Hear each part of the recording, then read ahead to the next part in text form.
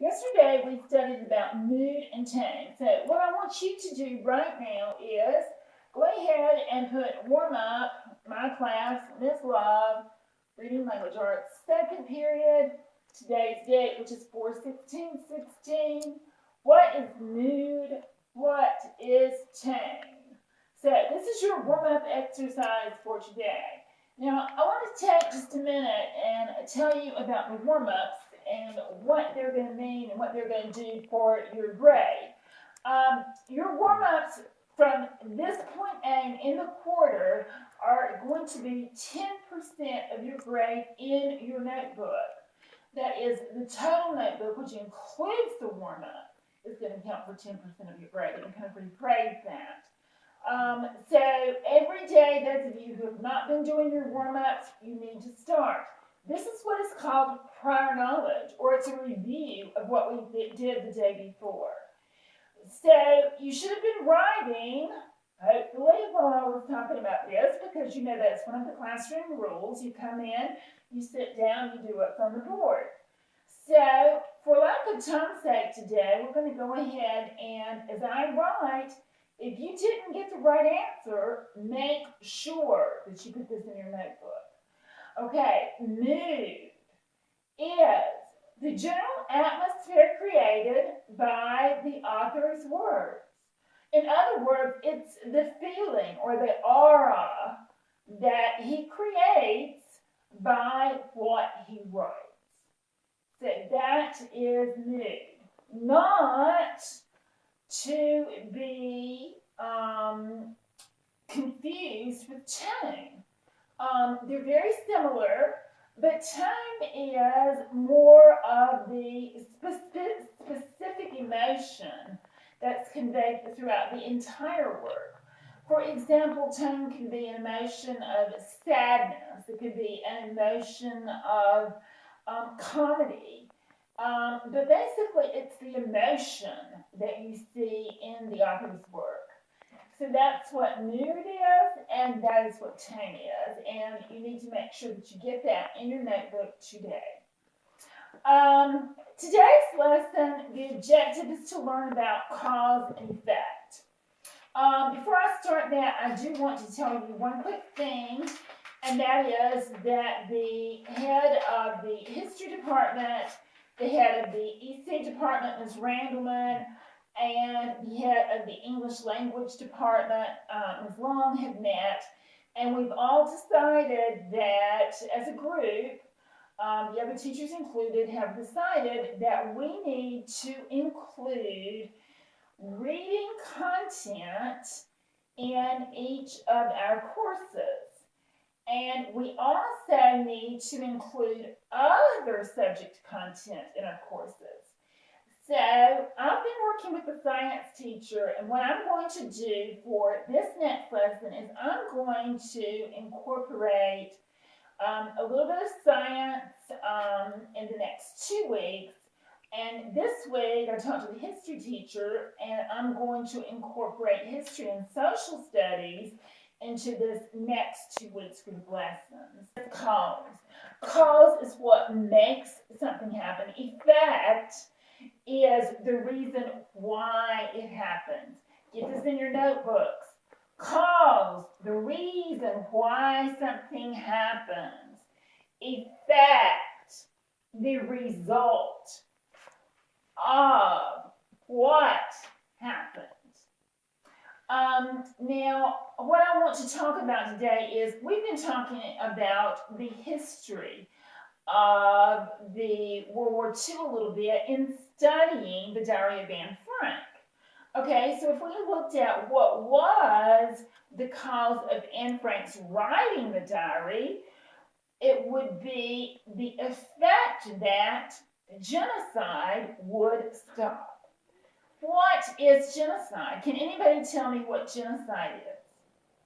Okay, genocide is basically taking a group of people that are, quote, different for some reason and exterminating them, totally eradicating them because they are not human. They are vile. they infect everyone around them. They are not worth living.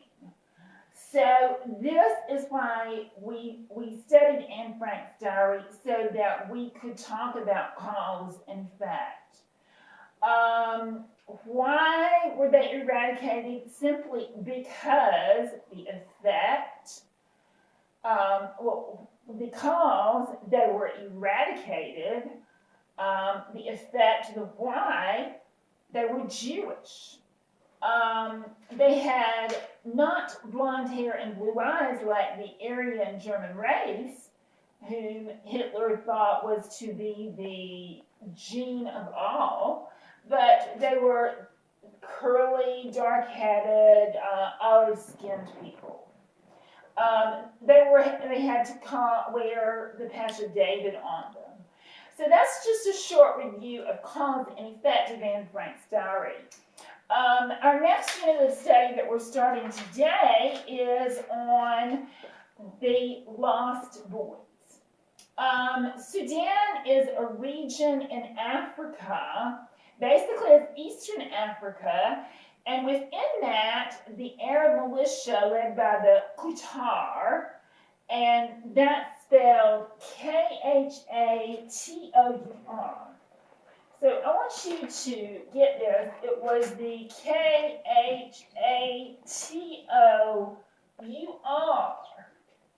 The Qatar decided that they were going to eradicate the people who lived in Sudan. And these were the native people of Sudan. Over 300,000 people were eradicated or killed.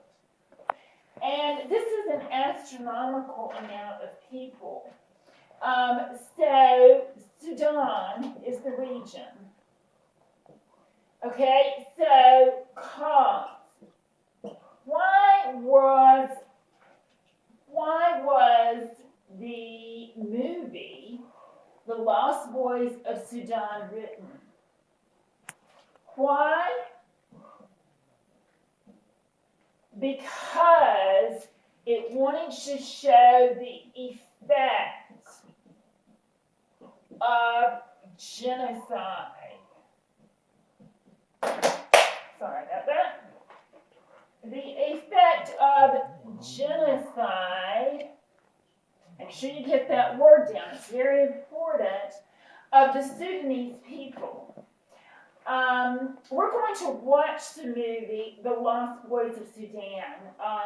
The book we're not going to read. Instead, we're going to read a book that's called, we're reading in The Day I Was Lost. And in it tells about a 5-year-old boy who walked across the desert on the way to Ethiopia. At times, he had to be carried because there was water, and the older boys, he was the youngest, he had to be carried across the water. At times, because he was really limber, he had to swing from trees. He suffered hunger, he suffered starvation, total starvation. He suffered fear. His parents' house was burned. Many of his friends along the way were killed. It was just a horrific story. But it's a dynamic book. And as we study it, we're going to look for different literary terms. In the end, there was a Red Cross lady that he met in Ethiopia who was willing to help him. And that's all that I want to tell you about the book, because tonight's homework assignment is, and I want you to make sure that you get this in your day planner. Your homework assignment is going to be to read the first chapter in this book, and I'm going to give it today, and it was The Day I Was lost. Okay? Remember, English language, this is the class we're in. If it's a book, you underline it. If it's an article, you put it in parentheses. Okay? Along with reading the first chapter in the book, your other assessment for your homework exercise is, I want you to tell me what is, we can erase the couture now. I think I've said it enough times that it should be in your heads. What is the mood and what is the tone in the first chapter of the book? Second thing for homework is cause and effect. Why? What was the cause the boy left his home? Effect. What were things? And I want you to name more than one and be specific. What were some things that happened along the way? So that is your homework assignment for tonight. I do want to give you just a little bit more of the historical background before you read the chapter. One thing is that in choosing the types of books that we're reading, this one and the last one were about genocide. So we're studying about social problems, which we've decided as a team is very important. But basically, the government of Sudan carried out genocide against, and it's called the citizens of Darfur, or Darfur. So Darfur is an area in Eastern Africa where this genocide occurred, and over 300,000 people have died. And it displaced over 2 million people. Now, let's get into some vocabulary. What is the difference between murder and displacing? Can anybody give me the answer to that?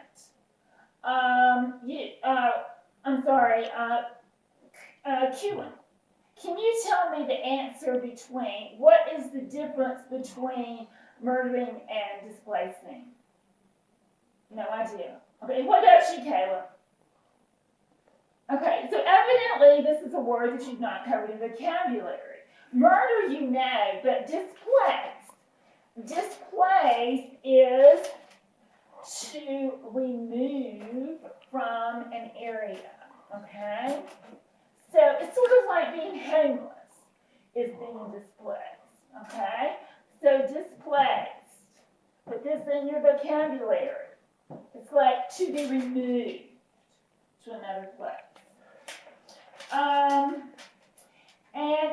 What is happening in Darfur in 2003, after decades of neglect, drought, oppression, and small-scale conflicts in Sudan's western region of Darfur, there were 2 rebel groups that mounted an insurgency, or a war, against Sudan's central government. In response, the regime of Sudanese President Omar al-Bashir and its allied militia, known as the Janjaweed, launched a campaign of destruction. Now, what I'm going to do is I'm going to make you a copy of this bio of what happened to the Sudanese, and I will give this to you tomorrow, okay? I'm sorry, this weekend was just horrific, and I really didn't have time. But they wiped out entire villages, they destroyed food and water, and they systematically murdered, tortured, and molested thousands of Darfuris. In September 2004, can anybody tell me who was the president then? Very good. You are right. It was George W. Bush. He was the president then. He declared the crisis in Darfur a genocide, which is what we've been talking about, and eradication. Despite the world's outcry, the violence continued and in recent years has spread to other states in Sudan. Okay, so basically what I want you to get from this is, number one, we are incorporating different subject matter into our class. Within English language arts, we are studying history for the next 2 weeks, but we are incorporating figurative language